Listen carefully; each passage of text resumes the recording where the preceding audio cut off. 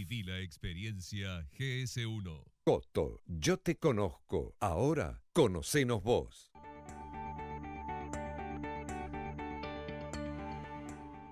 Municipalidad de San Martín.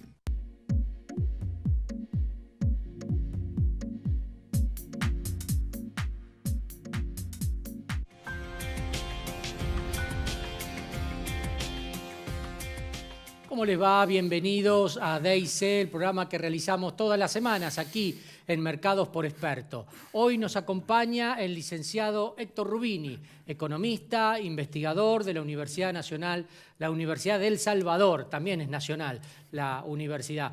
Héctor, bienvenido. ¿Qué tal? Buenas tardes, gracias por la invitación. Héctor, estamos en el medio de la transición política y en la negociación entre Macri y Alberto Fernández. ¿Cómo afecta esta transición política en la economía en estos días muy calientes que tenemos?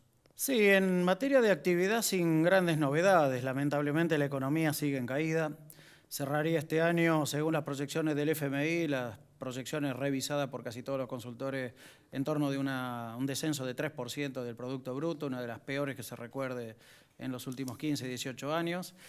Y el gran movimiento que uno va viendo en estas semanas es el comportamiento de los precios, del dólar y obviamente la expectativa en torno a los futuros equipos del próximo presidente. Sí, ¿cómo va a conformar el equipo económico para la transición? Estamos en un super cepo, digamos, o control de cambios, para denominarlo como corresponde. ¿Cuál es tu mirada? ¿Esto va a continuar? ¿Hay posibilidades de abrirlo rápidamente en el próximo meses, en el próximo gobierno? ¿O tenemos control de cambio para rato? Sí, creo que tenemos control de cambios para rato. El problema de la crisis cambiaria iniciada en mayo del año pasado se agravó. Está caído el acuerdo con el Fondo Monetario. El Banco Central tiene bastante menos de 10.000 millones de dólares de reservas líquidas. Y se viene un fin de año donde la suma de compromisos a desembolsar entre vencimientos de deudas, pago de sueldos, aguinaldos, jubilaciones, proveedores, es una suma que genera una necesidad de financiamiento en torno de 280 a 300.000 millones de pesos. Parte obviamente habrá que pagar con emisión monetaria, parte habrá que posponerse.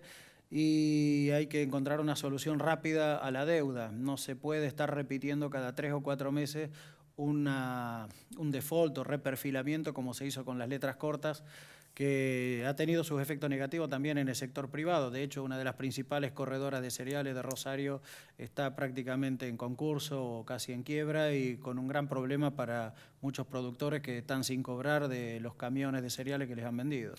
Uno de los temas en la agenda del próximo gobierno inmediatamente es hablar con el fondo y con los inversores extranjeros, ¿no? Privados, para por lo menos encaminar y clarificar esta situación que estás diciendo, porque de alguna manera Argentina tiene que buscar financiamiento, tiene que conseguir esos dólares para equilibrar estos gastos. ¿Cuál es tu mirada en ese punto? Sí, es el horizonte. En primer lugar, obviamente, hay que reordenar las políticas macro. Han estado bastante descoordinadas en estos últimos 4 años. El resultado es lo que estamos viendo, una economía no en estancamiento, en caída, con inflación, una dinámica que está durando mucho más de lo esperado. En realidad la economía se empieza a estancar entre 2008 y 2011 y no ha levantado cabeza hasta hoy. Buena parte del resto del mundo nos ha pasado por arriba. Entonces Argentina ahora tiene, además del problema productivo y de empleo, el problema financiero de cómo generar esos fondos para pagar la deuda que se heredan. Obviamente, en el caso de la deuda externa, la deuda con no residentes, el desafío es generar mayores superávit comerciales y de cuenta corriente, porque no hay otra manera. No hay nuevos fondos monetarios que nos estén prestando 50.000 millones de dólares cada 2 años. Y a esto hay que agregarle a la descripción que haces también un cóctel explosivo con inflación, aumentos de precios, fundamentalmente en alimentos. Ahí el gobierno entrante plantea, o Alberto Fernández, el tema de la concertación, una mesa de diálogo y un acuerdo de precios y salarios. ¿Esto cuál es tu mirada, digamos, si tiene sustentabilidad en el tiempo? En general, los acuerdos no han sido exitosos en Argentina para el combate en serio de la inflación. Sí dan una pausa para poner un poco la casa en orden. Y si esa pausa se aprovecha mal y surge de eso después el definitivo programa de estabilización y no es coherente, el resultado final es un salto inflacionario o alguna crisis de nuevo. Pero, digamos, es cierto, hoy hace falta para también calmar un poco las aguas políticas y dar un poco una malla de contención también frente a muchos reclamos que no se pueden postergar. Es decir, Sí, la calidad del salario, por ejemplo. el salario, la lucha contra el hambre no puede demorar, hay cuestiones de seguridad alimentaria que están afuera de la agenda de buena parte de la clase política.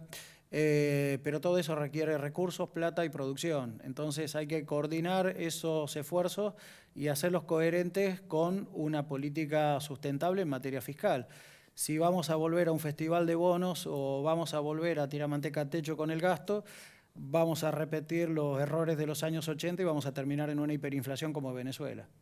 Héctor, te agradezco tus opiniones y, bueno, tenemos un fin de año complejo, porque asume un gobierno en un marco con deuda externa y con muchas necesidades de recuperar muchas cosas como el salario que se ha perdido, ¿no? Sí, sin duda, es una situación complicada, no se la puede dejar en manos de improvisados, requiere profesionalidad y bastante muñeca política para tratar de encaminar esto a más tardar en un semestre. Muchas gracias por compartir tus opiniones aquí en Mercados por Expertos. Nosotros continuamos en Mercados por Expertos.